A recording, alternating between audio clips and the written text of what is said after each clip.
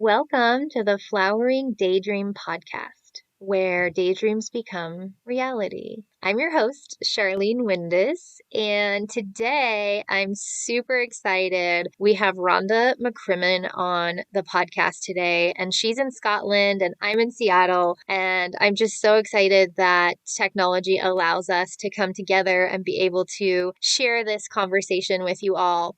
We are going to be talking about shamanism, Celtic shamanism, and saining, and more in today's conversation. I really enjoyed this conversation with Rhonda, and I hope you do too.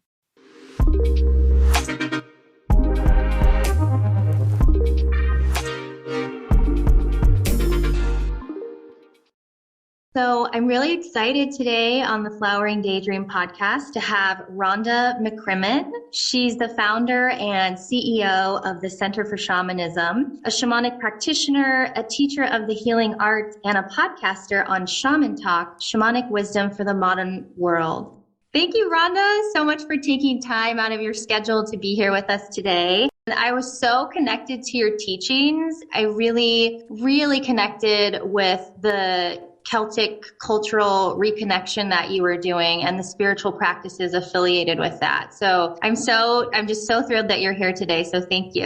No worries. I'm delighted. I'm very excited for our conversation.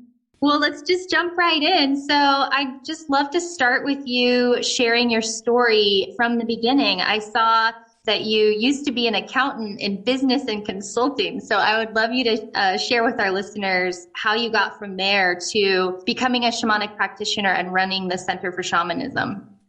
Yeah, so it actually goes back further than working as an accountant. When I tell my story, I often go back to childhood and it's quite a turbulent abusive childhood and escaping that, and then falling straight into an abusive relationship, resulting in my first child, whose name's Eve. And just before her first birthday, that person threw us out, so we ended up homeless for a while. And I had to go back to my parents' house, which was very difficult at the time. But then, I got myself on my feet, this is a very similar story to many of your listeners, I'm sure, but worked 3 jobs and just did the best I could to kind of make a life for myself and Eve. So here in Scotland, it's probably maybe a little different than it is over there, but there's a lot of help. So, I got free childcare when you go to college, and at the time, it was like maybe 17 years ago now, so free childcare, you get help with things, but you still have to kind of work and make money. So I did that, worked really hard, and I became an accountant. And everybody thought, oh, she's done it. She's gotten herself out of where she was, and she's got her life on track and everything's great. But then inside, in my mind, in my soul, in my body, I was still living in hell. I was depressed and anxious and unhappy and really struggled with life in general. I just really mentally quite sick. And then my dad died. But by this point, I had reimagined my relationship with my parents and my family. And we all got, he stopped drinking, and just many things changed. So we did have a good relationship by that point. And when he died really unable to fulfill his wishes for himself in this life. He died not fulfilling what he really would have wanted to. And when I watched that happen, I thought, it really lit a fire under me. I thought, there's got to be more to life than this. I'm not going to live my life and I'm not going to die like that. So I started to look for something else, something deeper, something more meaningful, something that could help me in ways that modern medicine hadn't. So I accidentally, as these things go often, I accidentally fell into shamanism, and I just never looked back. 3 years of training, was able to give up my full-time job about 3 years ago, and this is what I do full-time. Wow, thank you for sharing that. Well, I know I appreciate all the time and dedication and teachings and effort that you put into the Center for Shamanism and just everything that you share with us. So thank you. So can you recommend where to begin for those of us that have Scottish lineage or Celtic lineage and were not raised, in our homeland with any ancient Celtic teachings? Where do we start and where do we reconnect with our Celtic ancestors and spiritual practices, or what would you recommend? All right. Well, the first thing to remember is that we all live on the same earth. So Mother Earth, we are all connected, we are all one. And when we go back far enough, we're all connected. So I always like to start by saying that. However, in recent years, we all have an ancestral lineage that there's kind of quite a deep drive and need for us to connect with. So using shamanic techniques, it's really possible to connect with your ancestral heritage, wherever you are, to connect with that need to belong and the need for a community and a lineage to connect to. Because we're often drawn to Indigenous cultures, or as we see it, Indigenous cultures now, because they seem to have that and we don't, but we really actually do. So the first thing I suggest that people do is learn how to do what's called the shamanic journey.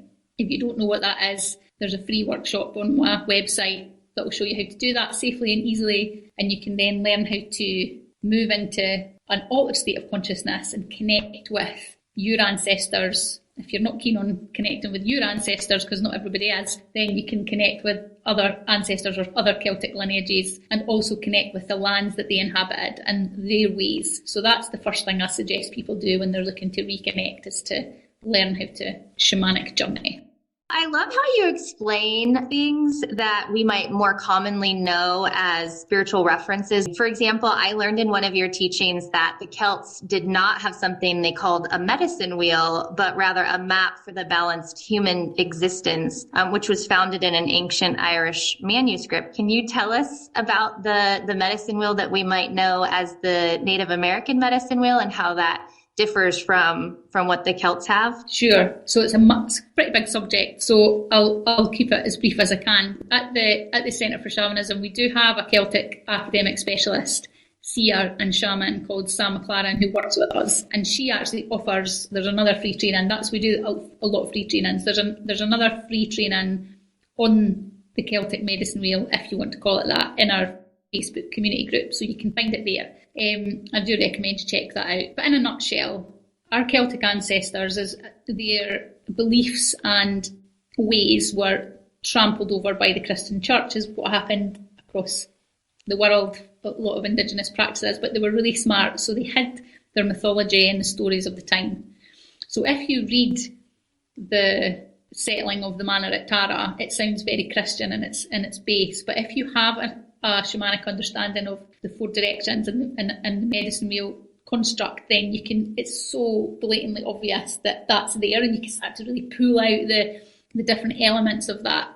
So there's, that story is only one example of that. So what I would say is that I do try and stay away from finding exact comparisons to other practices. So I thought, because we've got a free training and people can go and find that, I thought this might be a little bit more relevant to say, is that there are some practices like saining versus smudging, or the medicine wheel, that can be comparable to often Native American practices. But Celtic shamanism is really its own distinct practice and is often very different. Someone asked me the other day what the equivalent of the trickster would be in Celtic shamanism, and we don't really have an equivalent to that. So always be careful when you're looking for comparisons, and try and take this practice on its own merits, is what I would say. But yeah. I like that. Thank you. Well, so let's talk about saining. Since you just brought that up, that was kind of my next question. So can you tell our listeners what saining is in the Celtic culture and why we might do it? So saining, which actually is a Scottish practice as opposed to Celtic, but Scotland is Celtic. So it's quite difficult when we use the word Celtic. I'm just going to go on a little segue here, but when we use the word Celtic, it's actually a really useful catch-all, but they probably wouldn't have used that term. There were many different Celtic tribes across Britain and Europe, so some of these practices would have been practiced just in Scotland and not in other places. And sometimes people bring that up when we're talking about the word Celtic. So I'd just like to say, yes, we know, don't worry about it. It's a really handy catch-all, but saining in particular is a Scottish practice, but it's open, so anybody can do this. It's an open practice. What it means is, it's an open practice. Nothing I teach is a closed practice. It's one of the ethical standpoints that I hold, is one of my values, is to make sure that nothing I teach is a closed practice, to my knowledge. So, saining means to make sacred. That's what the word means. And the Celtic people were animists, so they believed that all things had a soul and had a life. So saining is to allow an object, a person or an area to make itself sacred.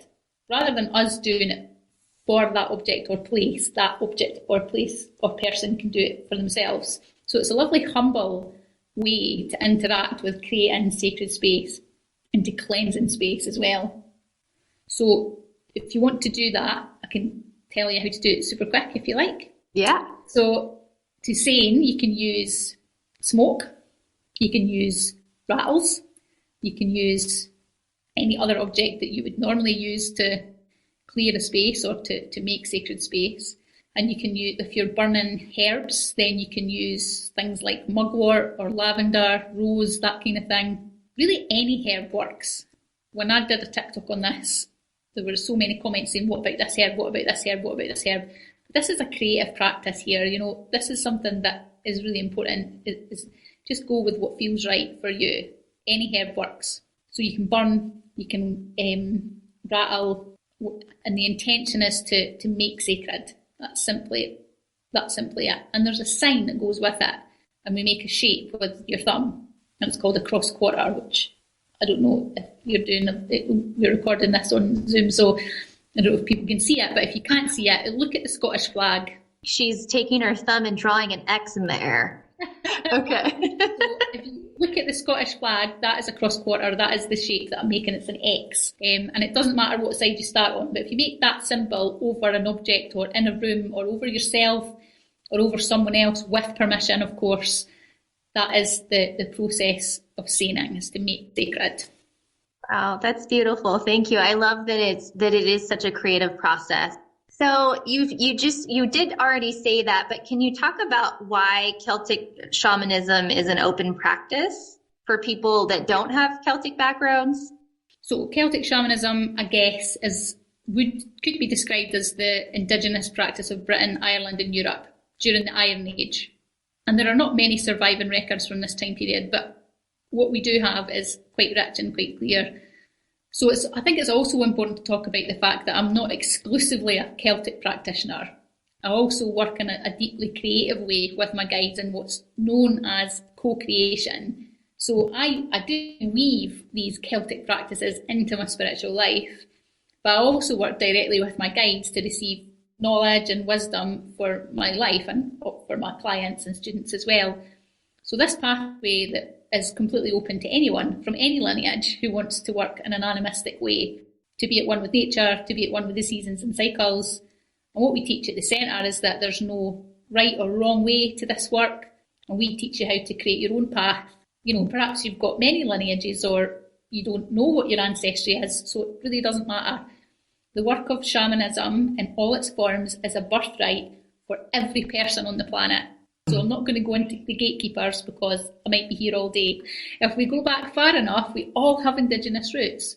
Not that I advocate taking specific ceremonies from other cultures, but we don't need to do that. We can co-create with spirit, weave in everyday magic into our lives without needing to try and copy other cultures. We can create that for ourselves. So it's an open practice. We weave Celtic shamanic practices into what we do, but ultimately what we teach is how do you walk a path that you're happy with? How do you walk to the beat of your own drum? Yeah.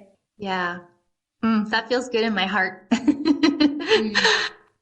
Okay, another thing that I really just I appreciate with your offerings is the fact that you do talk about spiritual ethics, especially for shamanic practitioners and just really good energy health and energy hygiene. So could you talk about just some basic spiritual ethics that you teach that's already on a lot of your pages and social media?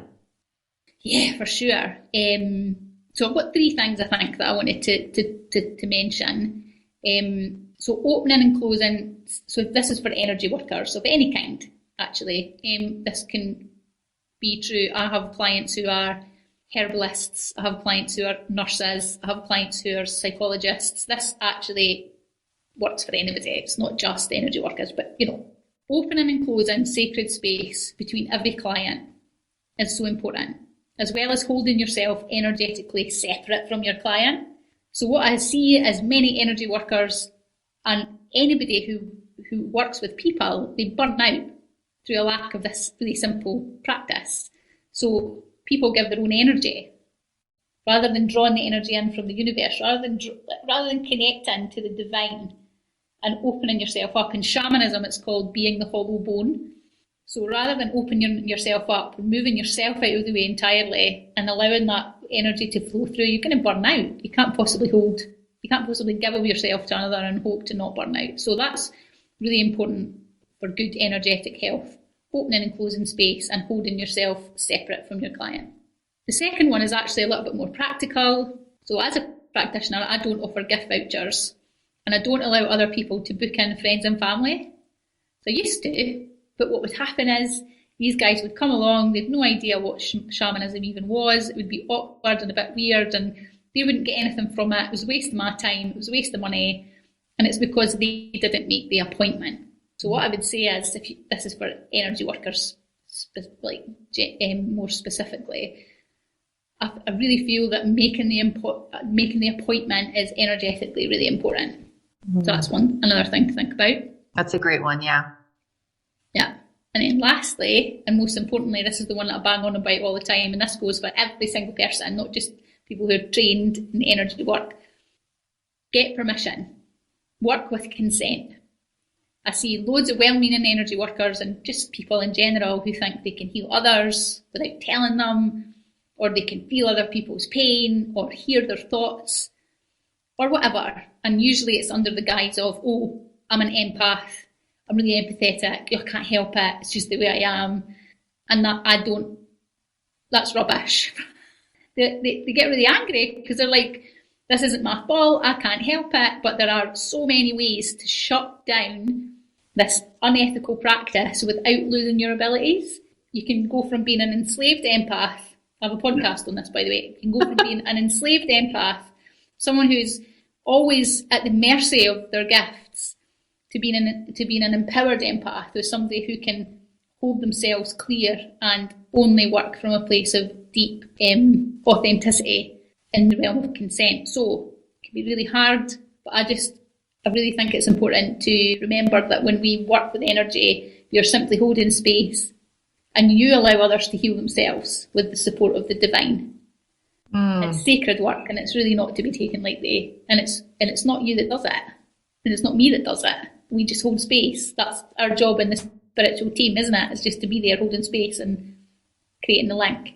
So I love the word enslaved empath, because I think so many of us that are brand new to, our intuitive development, we often think that we're helping if we offer any information that we get, whether it's clairvoyant or clairaudient or anything. So having permission to offer that, and also give people the option to say no. Yeah.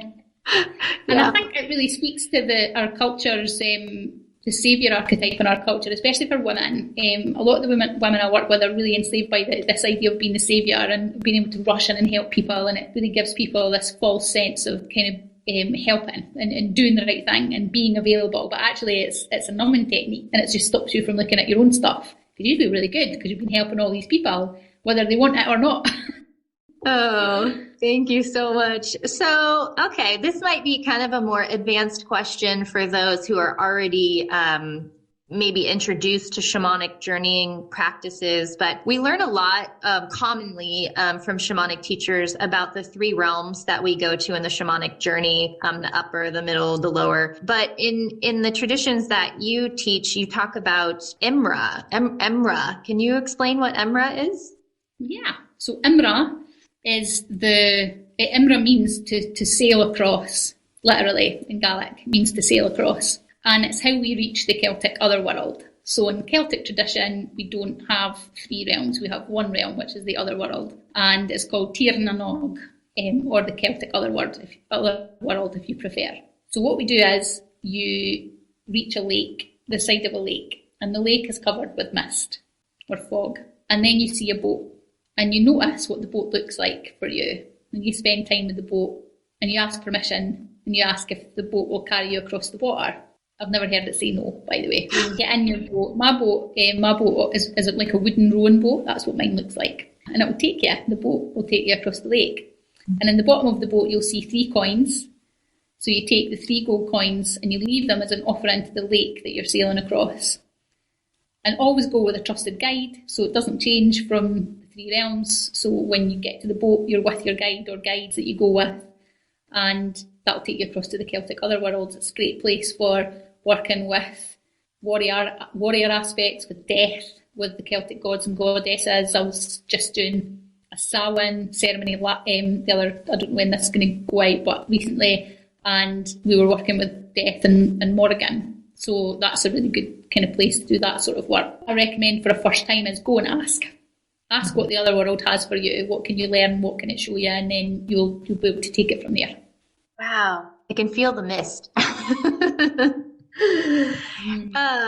Well, I did actually have a question about Samhain, that most of us understand Samhain or practice Samhain rituals on the 31st or the 1st. And I saw that you posted that Samhain is actually on was it the second full new moon or full moon after the equinox? The second new moon after the autumn equinox, yeah. So it changes every year. Okay. And then, and you suggested maybe trying the rituals on, like, cause that was November 4th of this year. So you did something through your Facebook community or the Center of Shamanism for the 4th this year. And you suggested maybe like seeing the difference between that, versus the 31st or the 1st. And how do we know, where do you find this info? So it's a really specialist branch of linguistics, which Sam will be able to give much more information about in the group. There's loads of discussions in the community group on Facebook about that. But in the colony calendar, it shows that the Celts were, the dark moon or the new moon was way more important than the full moon. And that there's a process. It's one of those things where if I start to talk in Gaelic, then it's really boring and a bit technical. But it's an ancient branch of linguistics. It's found in the ancient texts, and it's basically this idea that, same with Beltane as well, that these festivals weren't fixed and they went with the moon rather than fixed dates. Which obviously, the calendar talks about the 31st of October didn't exist in the Iron Age, so it makes sense that these festivals weren't celebrated by a calendar that didn't exist then. So and it's not certain, nothing is when we're looking at this kind of work, but we prefer to celebrate on those days. Yeah, that makes sense to follow the cycles of the moon when you're thinking about your festivals and just pairing up with that lunar energy. So that resonates. Well, so speaking about the dark moon or the new moon, you also mentioned that intention setting, to suggest like doing intention setting when you go to bed versus in the morning. Is that a Celtic practice, or where does that come from? Yeah, so the ancient Celts believed that the day begins at sunset rather than at sunrise. So it's much like the wheel of the year for the Celts begins in the west rather than in the east, as it does in Native American culture. So the west is the sunset of the year. Samhain is the Celtic New Year, and the day begins at sunset. So I remember finding this out and thinking, I'll try that. Let's see how that goes. And it was brilliant. It was such a different energy. So I found myself waking up, ready to burst forth into action. It was like the dream time had nourished the seeds that I had planted in the evening, and they were ready just to kind of fly into action. So it's definitely worth a try, whether you have Celtic ancestry or not. Yeah. And also what's interesting is I posted about that on TikTok, and lots of comments from people let me know that other cultures do that as well. Jewish in particular is one I remember. So it's not just Celtic tradition. Wow, I love that. I'm going to try that tonight. Well, thank you so much for taking time to be here today with our listeners. And I'm sure there's going to be a lot of people that are hungry for more of your teachings. Where can our listeners find you if they want to connect? And do you have any offerings coming up that you would like to share? So you can find me on Facebook, TikTok, Instagram, all the usual places. And if you search for the Centre for Shamanism, you'll find me there. I gave this a bit of thought because I thought you might ask me. So I recommend joining my Facebook community and checking out my website. And what I'd like everybody to know is that if you want to learn how to connect with shamanism as a way of life, or you want to find a community online that really works in that way, you can do that for free with us. So we have free workshops, we have hours and hours of free content, you won't need to spend a penny. It's not one of these sign up and get a wee taste and maybe we'll kind of hint at what's good and then you have to buy something in order to like learn anything. It's not what we do. We do have paid stuff, but we also have a scholarship fund. Like our Samhain workshop, we gave 20 people free places. So there's no financial barrier to learn with us. If you really want to just stick your feet in, stick your toe in and give it a try, you can do that with us safely and with no financial outlay. So I think I really always, I'm like, people think that free stuff, if you give away free stuff, it's hard to give away free stuff. Do you find that? It's like there's a whole programme, like literally hours that you would pay thousands of pounds for anywhere else is available, and I have to talk about it a lot to get people to connect with it, but it is there. So if you fancy it, come and give it a try. Yes, that's one of the things I just appreciate about you is that I was able to access so much education. And so it is available to the community. And there are so many free resources through your podcast, through your Facebook community, through even the videos that you share on TikTok. And it's a beautiful thing to be able to access that. And I'm so grateful for technology at this time, or I wouldn't have found you.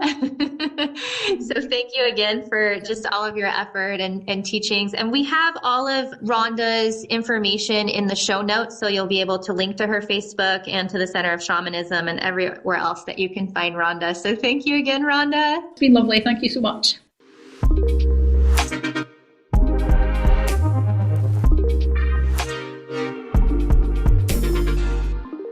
Thank you for listening to the Flowering Daydream podcast, where daydreams become reality. I'm your host, Sharlean Windus. Don't forget to subscribe, rate, and review the podcast. And you can find me at sharleanwindus.com, where you will find all of my other offerings, including links to Insight Timer, Udemy, and Patreon.